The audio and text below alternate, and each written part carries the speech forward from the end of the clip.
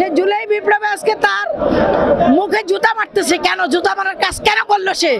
তার পিএস কিভাবে 17 কোটি টাকা দুর্নীতি করে, তারপরে তার বাবা কিভাবে লাইসেন্স নিয়ে ফাজলামি করে, সে তো জনগণের কাছে ক্ষমা চেয়েছেন। এবং সে ওয়াসার নিয়োগ নিয়ে সে কি পরিমাণ বাণিজ্য করেছেন, এখনো কি করতেছেন আল্লাহ ছাড়া কেউ জানে না। তার আছে ক্ষমতা আর স্টেকার আছে জনতা। আমরা জনতার পাওয়ার দিয়ে চলি, ক্ষমতার পাওয়ার দিয়ে চলি না। এটাই স্টেককে আমরা আসিফকে বুঝাতে চাই। আমরা স্টেককে মেয়র চাই, কথা ক্লিয়ার। না হয় আমাদের আন্দোলন অব্যাহত আছে, এই আন্দোলন চলতে থাকবে, বৃহৎ থেকে বৃহৎ হবে এবং সরকার জাতীয় নির্বাচন ডিসেম্বরের মধ্যেই দিতে হবে। আমরা শুধু এটাই বলতে চাই, বাংলাদেশটা শান্ত চাই।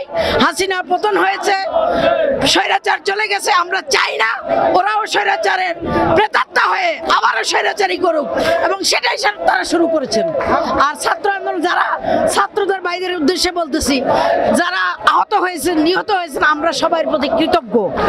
তারা আমাদের সহযোদ্ধা, দেশের জন্য তারা প্রাণ দিয়েছেন, দেশের জন্য তারা পঙ্গুত্ব বরণ করেছেন। কিন্তু এই আসিফ মাহমুদের মতো, মাহমুদদের মতো তারা কিন্তু ক্ষমতার লোভ করেনি। এখনো আপনি যা দেখেন, খোঁজ নিয়ে দেখেন, এরা মন্ত্রিত্বগিরি করছে।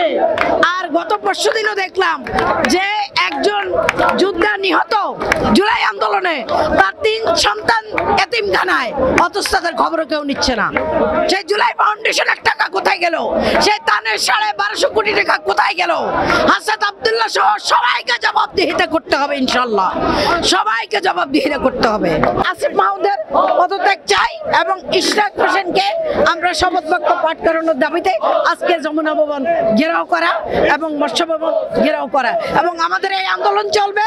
আমরা চাই অবিলম্বে ইশরাক হোসেনকে শপথ বাক্য পাঠ করিয়ে আসিফ মাহমুদ পদত্যাগ করিয়ে তারপর সে জনগণকে দেখিয়ে দেখ যে না, তারা নিরপেক্ষ, তাদের ভিতরে কোনো শয়তানি নেই। কিন্তু তারা যেই শয়তানির কারণে এই কাজ করতেছে, এই আন্দোলন কিন্তু আজকে করা লাগতো না। ঢাকা উত্তরে যাকে মেয়র দিয়েছেন তিনি কে? তিনি হিজবুত তাহরীর নেতা।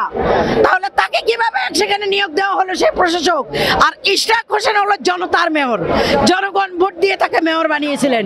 আর খুনি হাসিনা, যেই খুনি হাসিনা সেই মেয়রকে বাদ দিয়ে সে তাপসকে মেয়র বানিয়েছিলেন।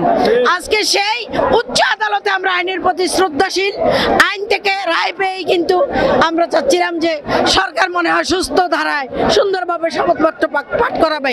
এটা করে ওনারা নজিরবিহীন করবেন, কিন্তু সেটা ওনারা করেন নাই। এবং ওনারা আন্দোলনের দিকে যাচ্ছেন, দিনে দিনে ওনারা ক্ষমতা দীর্ঘায়িত করতেছেন, আমাদের জাতীয় নির্বাচনও দীর্ঘায়িত করতেছেন, বিভিন্ন রকম রেজিম সিস্টেম করতেছেন একমাত্র হাসিনার মতো। কিন্তু আমরা ওনাদের পদত্যাগ চাই, পদত্যাগ চাই, পদত্যাগ চাই। ইশরাক হোসেনকে মেয়র চাই।